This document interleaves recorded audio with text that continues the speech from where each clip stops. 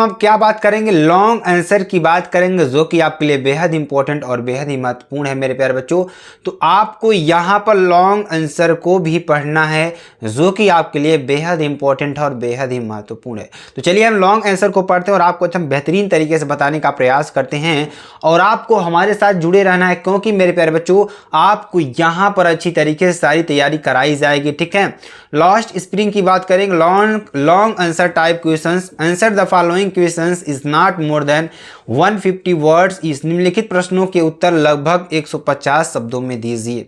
ठीक है, तो हु वाज साहेब, साहेब कौन थे, what was the plight that compelled him to wander in the streets of Delhi for rag pickers. कहने का मतलब कि ऐसी कौन सी दुर्दशा थी जिसने उन्हें दिल्ली की गलियों में कूड़ा बीनने के लिए भटकने पर मजबूर कर दिया। ऐसी कौन सी दुर्दशा थी कि उनको दिल्ली की गलियों में भटकने के लिए मजबूर कर दिया। तो चलिए इसके बारे में जानते हैं। उससे पहले आप लोग एक बार चैनल पर नए हैं, चैनल को दबाकर लाइक कर दीजिए, share comment subscribe, like comment share subscribe जरूर कर दीजिए मेरे प्यारे बच्चों, और अपने मित्रों तक इसको फैला दीजिए, क्योंकि यह वीडियो बहुत ही इंपॉर्टेंट होने वाला है। ठीक है, चलिए इसमें इसका आंसर जानते हैं। साहब who belong the family of rag pickers was a young boy wondering in the streets of Delhi with his friends. कहने का मतलब कि कूड़ा बीनने वालों के परिवार से ताल्लुक़ रखने वाले साहब एक नौजवान लड़के थे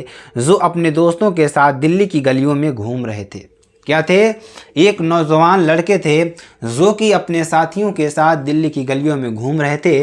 they were squatters from Dhaka Bangladesh where the storm destroyed their green field and homes. देखिए कहने का मतलब कि यहाँ पर क्या थे, वे ढाका बांग्लादेश के निवासी थे जहाँ तूफान ने उनके हरे भरे खेतों और घरों को नष्ट कर दिया था। ठीक है, they were so poor that they could not go to school. वे इतने गरीब थे, स्कूल नहीं जा सकते थे। Their parents were dependent on rag picking only for their livelihood and unable to bear any other expense expect foodings. करने का मतलब यहाँ पर कि उनके माता पिता अपनी आजीविका के लिए केवल कूड़ा बीनने पर निर्भर थे और खाने के अलावा कोई अन्य खर्च वहन करने में असमर्थ थे। क्या थे, असमर्थ थे। ठीक है, आगे चलेंगे। In total their poverty was the plight that compel Saheb and other like him to wander in the streets of Delhi for rag picking. कहने का मतलब यहाँ पर क्या हो जाएगा, ध्यान दीजिएगा, उनकी गरीबी, यानी कि यहाँ पर कुल मिलाकर उनकी गरीबी की वह दुर्दशा थी जो साहब और उनके जैसे अन्य लोगों को कूड़ा बीनने के लिए दिल्ली की सड़कों पर भटकने के लिए मजबूर करती थी। ठीक है, children like Saheb often go for private jobs in very small age. मतलब यहाँ पर क्या हो जाएगा कि साहब जैसे बच्चे अक्सर बहुत छोटी उम्र में ही प्राइवेट नौकरी करने चले जाते हैं। In this there final destiny, क्या यही उनकी अंतिम नियति है। ठीक है, तो ये सारे क्वेश्चन इसमें बताया गया। चलिए अगला क्वेश्चन देखेंगे। How can such situation we overcome. How can such a situation be overcome. ऐसी स्थिति पर काबू कैसे पाया जा सकता है, ऐसी स्थिति पर काबू कैसे पाया जा सकता है उसके बारे में हम आपको बताएंगे। तो children like Saheb often start to do the job at very small age and only reason behind it is their poverty. कहने का मतलब कि साहब जैसे बच्चे अक्सर बहुत छोटी उम्र में ही नौकरी करना शुरू कर देते हैं। ठीक है, और their parents have to earn money for survival first and then they could think for any other expense। कहने का मतलब उनके माता पिता को पहले जीवित रहने के लिए पैसा कमाना होगा, फिर वे किसी और खर्च के बारे में सोच सकते थे। ठीक है, समटाइम्स कभी कभी they find no value of education in their life in remains uneducated.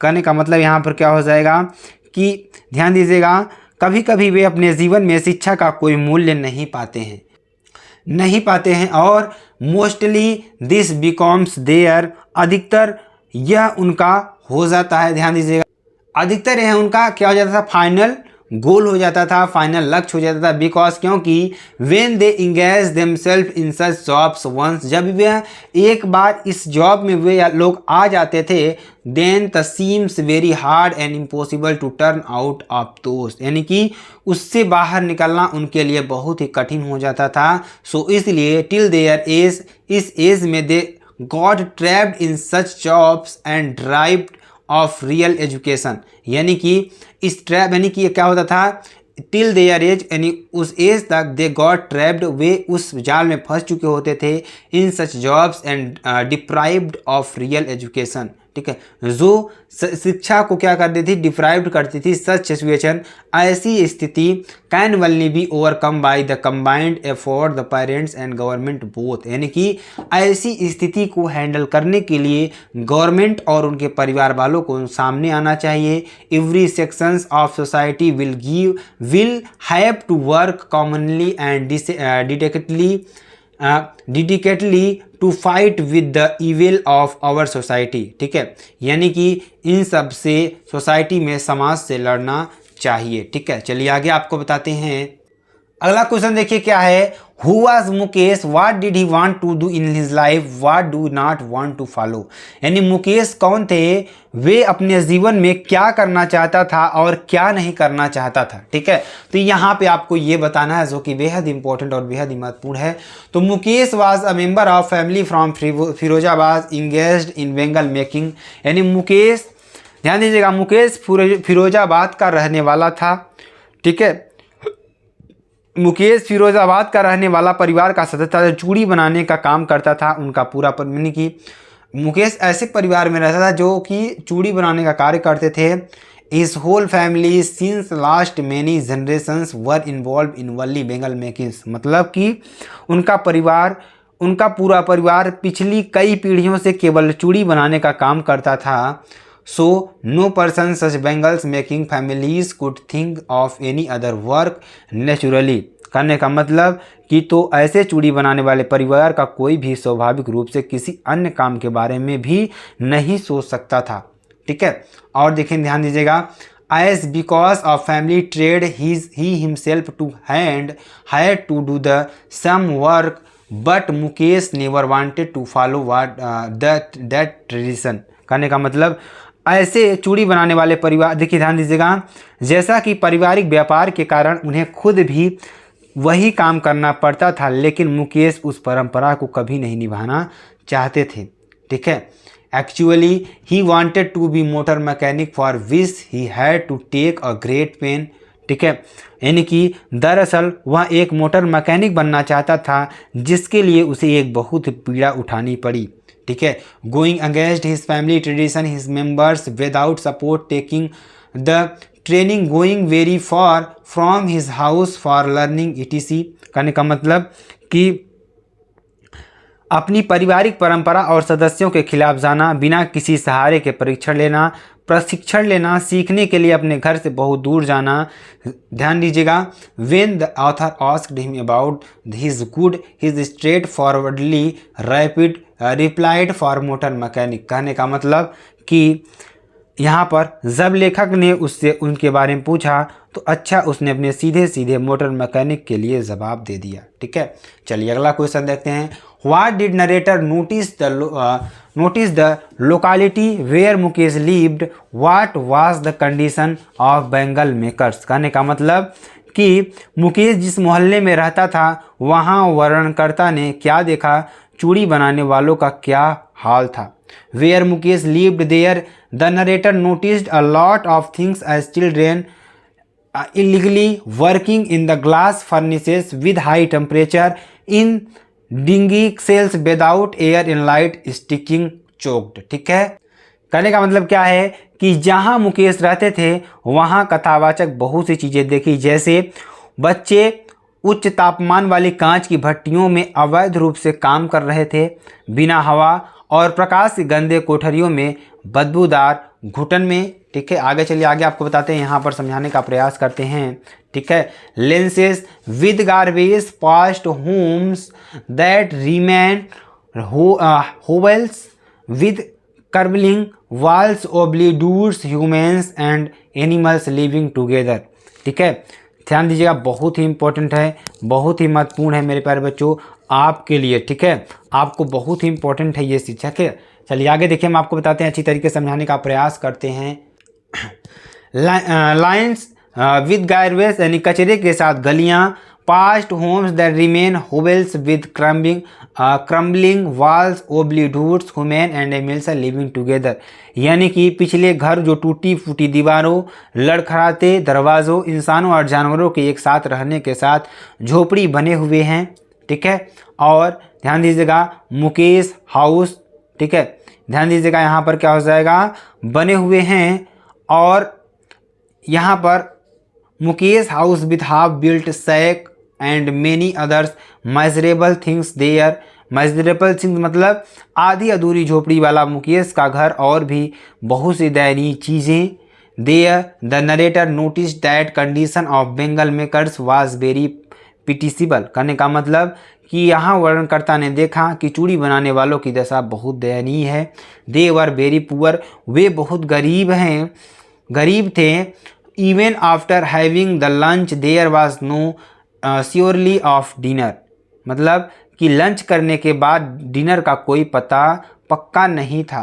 The labour of bangles makers was very hard whereas their income was too low that they were unable to send their children to the school. They were continuously fighting with poverty. कहने का मतलब यहाँ पर क्या हो जाएगा मेरे प्यारे बच्चों, आपको अच्छी तरीके से समझाएंगे और बताने का प्रयास करेंगे कि चूड़ी बनाने वालों का श्रम बहुत कठिन था, जबकि उनकी आय इतनी कम थी कि वे अपने बच्चों को स्कूल भेजने में असमर्थ थे।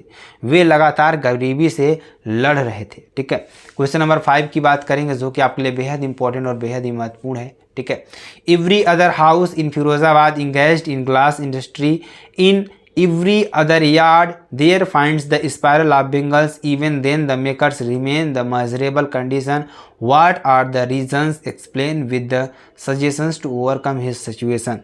कहने का मतलब फिरोजाबाद में हर दूसरा घर कांच के उद्योग में लगा हुआ है, हर दूसरे आहते में चूड़ियों का सर्पिल मिल जाता है, उसके बाद भी मेकर्स की हालत दयनीय बनी हुई है। कारण क्या है?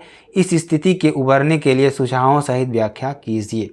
ठीक है, चलिए हम आपको अच्छी तरीके से समझाता हूँ, बताने का प्रयास करते हैं। ठीक है, यहाँ पर क्या हो जाएगा, in India Firozabad is largest manufacturer of the bangles. Firozabad में चूड़ियों का सबसे बड़ा निर्माता है फिरोजाबाद। हर दूसरा यानी फिरोजाबाद में क्या हो जाएगा, यहाँ पर हर दूसरा घर कांच उद्योग में लगा हुआ है। ठीक है, in every other yards there finds the spiral of bangles out what and irony that these families always remain in miserable condition। कहने का मतलब यहाँ पर क्या हो जाएगा, फिरोजाबाद का हर दूसरा घर कांच के उद्योग में लगा हुआ है, हर दूसरे अहाते में चूड़ियों की कतारें दिखती हैं। यह कैसी विडंबना है कि ये परिवार हमेशा दयनीय स्थिति में रहते हैं। ठीक है, आगे देखेंगे, the reasons behind are lot or many ways since generations they have been engaged in only bangles making and not seen any other things never, so they are totally dependent on his trade. Whenever they think or afford many other trade, they are stopped and hauled up by the police and other persons like middlemen, sahukars, keepers, law and bureaucrats of the politicians। ठीक है, कहने का मतलब कि इसके तरह कई कारण हैं, क्योंकि पीढ़ियों से केवल चूड़ी बनाने में लगे हुए हैं और कभी कुछ नहीं देखा। पूरी तरह से यह इस व्यापार पर निर्भर हैं, वे किसी अन्य व्यापार पर निर्भर नहीं हैं। ठीक है, यहाँ पर क्या कर रहे हैं कि वे किसी अन्य व्यापार के बारे में सोचते या प्रयास करते हैं तो वे पुलिस और बिचौलियों, साहूकारों, कानून के रखवालों, नौकरशाहों और राजनेताओं जैसे अन्य व्यक्तियों द्वारा रोका और खींचा जाता था। ठीक है, their conditions can only be reinforced by the combined efforts the bangle makers and government both. कहने का मतलब चूड़ी बनाने वालों और सरकार दोनों संयुक्त प्रयासों से ही उनकी स्थिति सुधार किया जा सकता है और उनके उत्पाद होने चाहिए। ठीक है, उनके खुद के उत्पाद होने चाहिए। ठीक है, चलिए आगे आपको बताते हैं जो कि वेरी वेरी मोस्ट इम्पॉर्टेंट है। गिवन हॉलमार्क, उनका खुद का हॉलमार्क होना चाहिए। क्या होना चाहिए? उनका खुद का हॉलमार्क होना चाहिए, and kept free from taxes, उनके ऊपर कोई टैक्स नहीं लगना चाहिए। They should be given opportunity to sell their products directly to the companies and the mediators must be removed. कहने का मतलब कि वे अपने उत्पादों को सीधे कंपनियों को बेचने का अवसर दिया जाना चाहिए और मध्यस्थों को हटाना जाना चाहिए। Even the government can give subsidy and easy low interest loan the these poor bangle makers. कहने का मतलब यहाँ तक कि सरकार भी इन गरीब चूड़ी निर्माताओं को सब्सिडी और आसान कम ब्याज वाला कर्ज दे सकती है। ठीक है, 6वें नंबर क्वेश्चन की बात करेंगे। What is the vicious circle of middlemen? How are they trapped since the time of their forefathers? Can they got organized? If not, why? Explain। कहने का मतलब कि बिचौलियों का दुष्चक्र क्या है, वे अपने पूर्वजों के समय से कैसे फंसे हुए हैं, क्या वे संगठित हो सकते हैं, यदि नहीं तो क्यों, व्याख्या करना है। ठीक है, तो क्या हो जाएगा? The vicious circle of middleman is surely very vicious actually whenever these Bengal makers step out to come forward to any other work. They are hauled up and stopped by the policemen and sahukars, middlemen, the keepers of law, the bureaucrats of politics. देखिए जो ऊपर बताया गया है ना, वही सारी चीज़ें क्वेश्चन इसमें भी लिखा गया है। तो आप इस क्वेश्चन को लिख लीजिएगा आंसर को अच्छी तरीके से। ठीक है ना मेरे प्यारे बच्चों, तो आपको अच्छी तरीके से समझ में आ जाएगा। तो इसमें अगर आपको वीडियो अच्छी लगती है आप चैनल को लाइक शेयर कमेंट्स आप जरूर कर सकते हैं। फिर मिलते हैं नेक्स्ट वीडियो में नए टॉपिक के साथ। तब तक के लिए जय हिंद, जय Bharat, bye bye, take care.